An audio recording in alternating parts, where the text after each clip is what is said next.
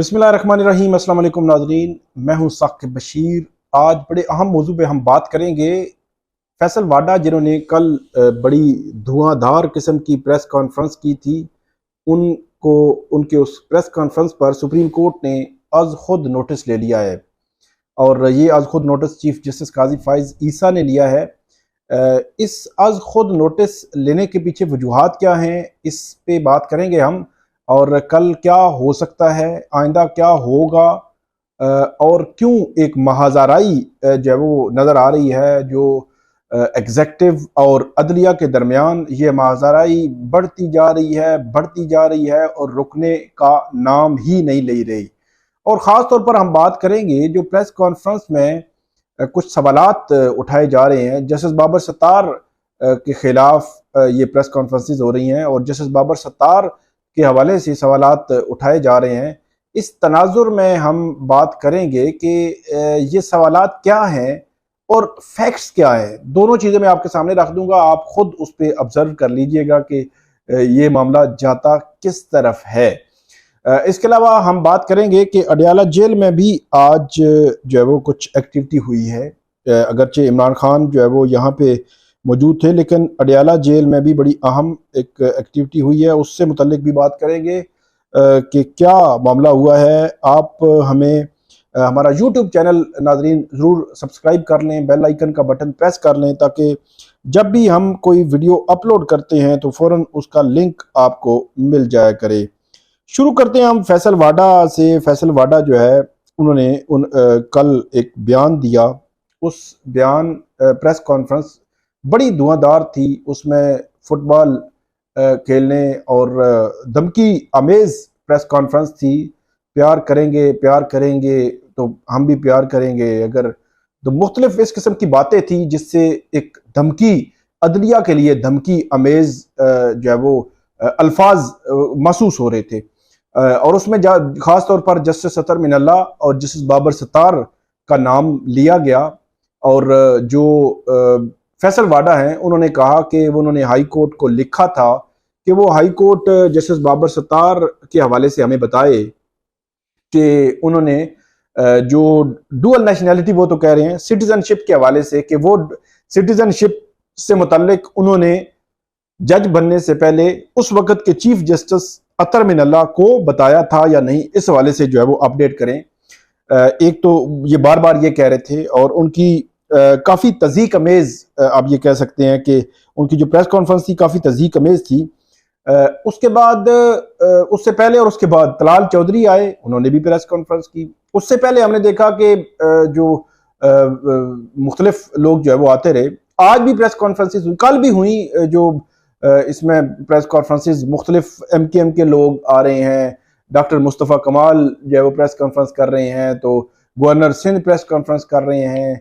और आज फिर जो है वो कुछ कंसेक्टिव जो है वो दिन से लेकर शाम तक प्रेस कॉन्फ्रेंसेस का एक पूरा जो है वो था, एक पूरा शेड्यूल दिया गया था। और हर किसी का जो मौजू है, हर किसी का जो टॉपिक है, वो जस्टिस बाबर सत्तार या अदलिया के डायरेक्ट हिट किया जा रहा है, जस्टिस बाबर सत्तार को और अदलिया को। तो आज सुप्रीम कोर्ट ऑफ पाकिस्तान में दिन को जब समाअत हुई थी तो उसमें जस्टिस अतर मिनल्ला ने पॉइंट आउट किया था कि प्रॉक्सी के जरिए जजेस को धमकाने की कोशिश जो है वो जारी है और ये रवैया दुरुस्त नहीं है। और जो अटॉर्नी जनरल है उन्होंने बड़ा कैटेगोरिकली ये कहा था कि ये बिल्कुल अदालत ठीक कह रही है और ये वाकई ही ये रवैया दुरुस्त नहीं है। लेकिन उस वक्त चीफ जस्टिस काजी फाइज ईसा नहीं बोले थे।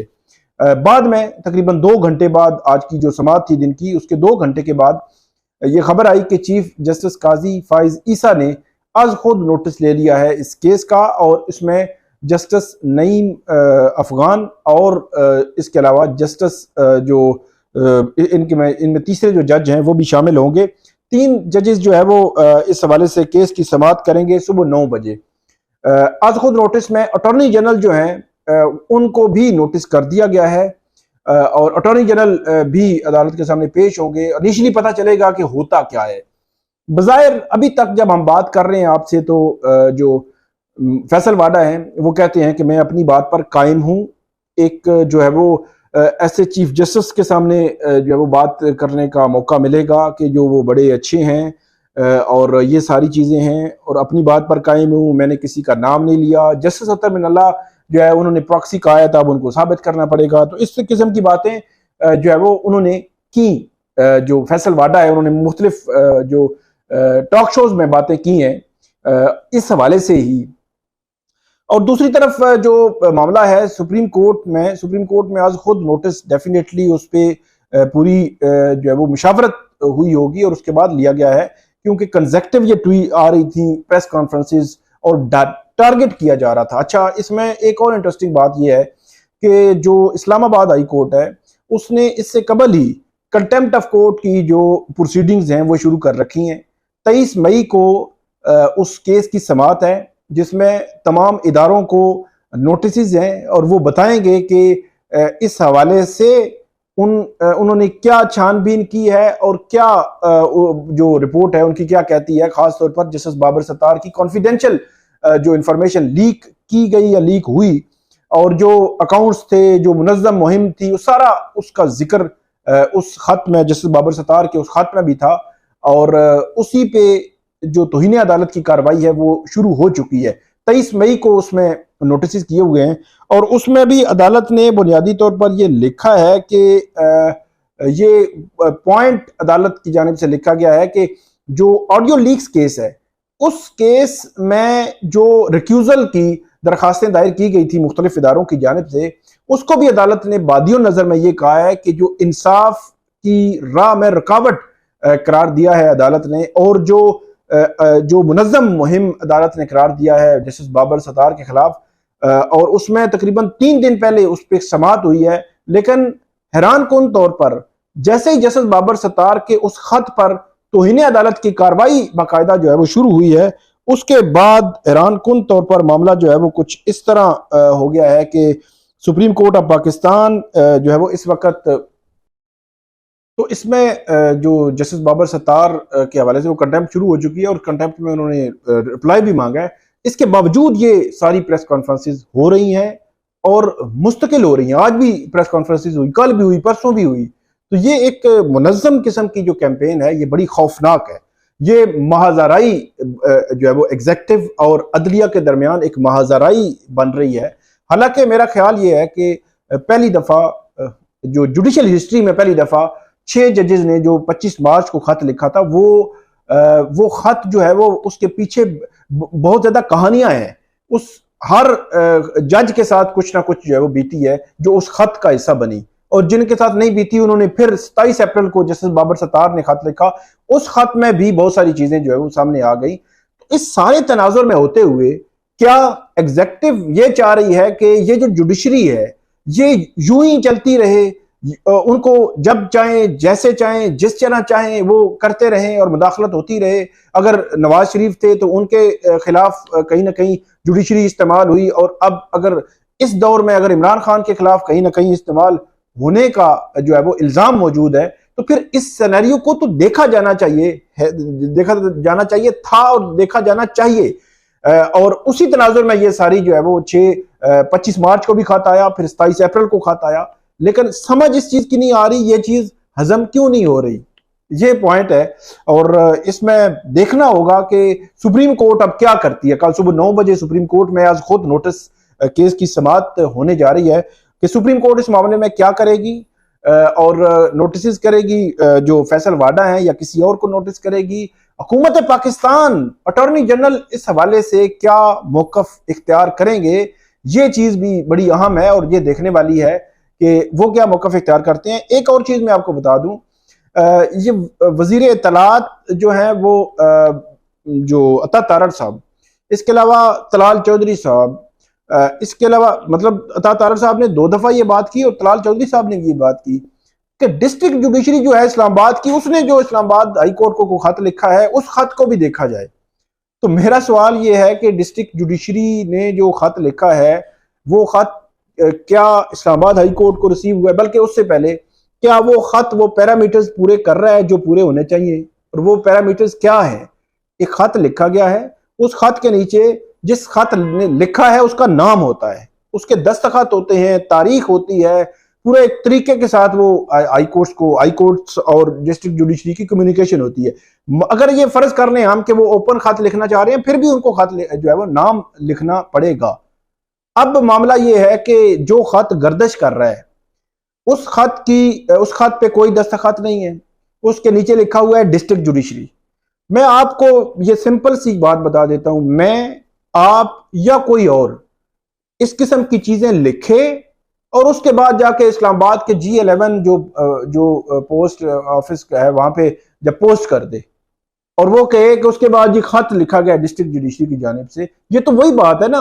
मतलब इसके पीछे पता ही नहीं है कि किसने ये पोस्ट किया है, किसने लिखा है, क्यों लिखा है, कोई मामला ही नहीं है।